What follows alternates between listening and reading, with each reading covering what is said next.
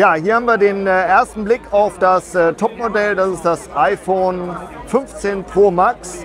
Und wir sehen hier bereits der Rahmen, der ist ein bisschen compared to the verglichen hier mit dem 14 Pro Max ist der Rand ein bisschen dünner. Und ja, der Kollege von Apple hier zeigt mir, ein Highlight ist natürlich der Titanrahmen. That's titanium in black and white and blue, I think. Yeah. Also natural. Ah, also so natural. This is the black titanium. Yeah. You'll see blue next to me, white and natural as well. Ah, okay. Very high strength to weight ratio. Ja, so also, very strong. Also sehr robust. No, sorry. Well, I'll get with you in just 1 second. So, okay. Kollegen eben abgewimmelt. Genau, sehr robust, aber auch leichter. Die Pro-Geräte mit Edelstahl waren ja sehr, sehr schwer. Und das ist natürlich ein großer Vorteil. Okay, that's right. One more. Now, you'll notice we have a new button here, the Action button. Genau. Ja, hier sieht man, kann ich jetzt auch mal vergleichen. Hier gab es früher ja den von Steve Jobs 2007 eingeführten Stummschalt-Button. Stummschalter, der ist jetzt Geschichte. Es gibt einen Action-Button. So, you can do whatever you like with it. Well, if you touch it quickly, you'll get a status of your ringer there in the dynamic island. Also wenn man schnell drauf drückt, dann wird es stumm. Und wenn man länger drauf drückt, then press and hold to change the status, as I just did. You can also customize this with a number of different modes. Also das hat verschiedene Modi, die man einstellen kann, was man mit dem Action-Button machen möchte. Also nicht alles, aber vorbereitet. Eben, ich glaube, es waren 5 oder 6 Einstellungen. Of course, you have a USB-C port here in the bottom, so it's the same connector we have with Mac, iPad. Can you show it a bit more in the light, the connector?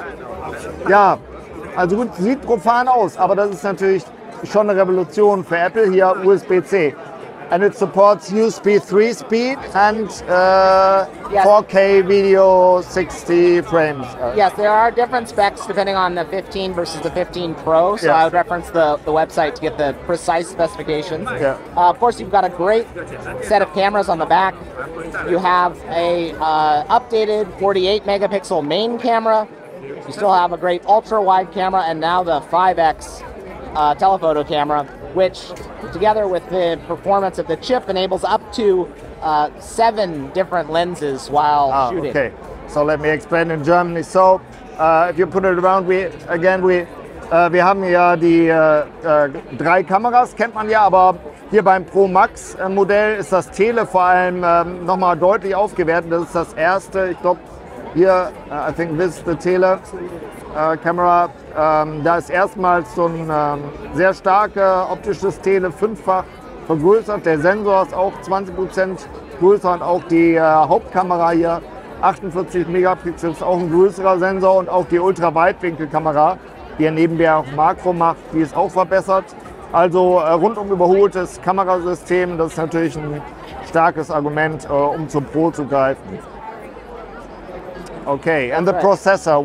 How's it called and what's... This is the now the A17 Pro chip, which has incredible performance. Of course, as you saw, advancements in CPU, GPU across the board, including hardware-accelerated ray tracing for the very first time, which is extremely exciting. Genau, das ist der A17 Pro, also heißt jetzt nicht mehr Bionic, sondern Apple A17 Pro Prozessor. Das ist der erste Prozessor, der mit 3 Nanometern gefertigt wird und ja, ist natürlich in allen Bereichen schneller. Apple hat hier auf die neuronale Engine Wert gelegt für Bildverarbeitung, Machine Learning und natürlich auch auf die Grafik für Raytracing und Spiele. Assassin's Creed zum Beispiel gibt es ja nächstes Jahr tatsächlich auch für die Pro-Modelle exklusiv.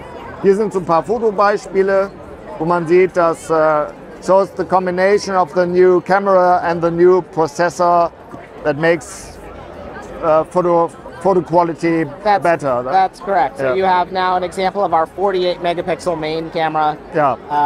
Incredible detail even as we zoom in on this photo, still with beautiful brightness, incredible photo quality here. Ja, die 48 Megapixel Kamera, die hat natürlich wie vorher, aber jetzt ist sie halt noch vom Sensorgröße bei gutem Licht enorme Schärfereserven und bei wenig Licht gibt es und durch die HDR-Automatik und die Photonic Engine werden natürlich dunkle und helle Bereiche, hier sieht man das im Baum, besser zur Geltung kommen.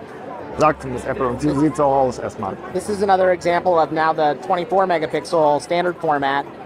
Incredibly difficult photo to capture with the mirrors and the color, so it's a great example of dynamic range as well. 24 megapixel or 24 millimeters? This is 24 megapixel. So and it is also... It couples 2 pixels in one. It uses the sensor, let me do this.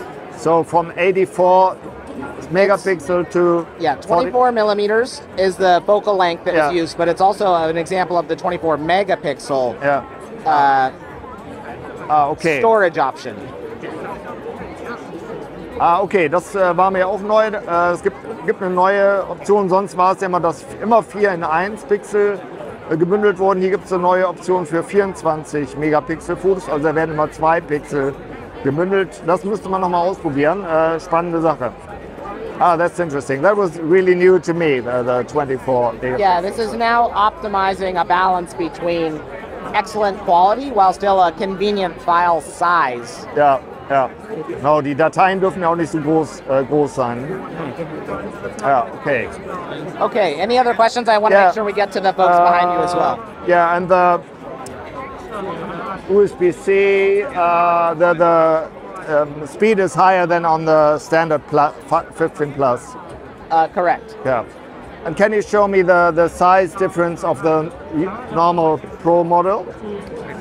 And are the corners also rounder than before? I'm not sure. Yes, this feature here at the edge is now... Ja, die Ränder so ganz bisschen stärker abgerundet, also wenn man das jetzt hier vergleicht. Ja, okay, also ein bisschen geschmeidiger, sagen wir so, beim Rüberfassen. Thank you very much. Thank you. Das war unser erster Blick auf das iPhone 15 Pro hier links und das 15 Pro Max ab 22. September in Deutschland erhältlich.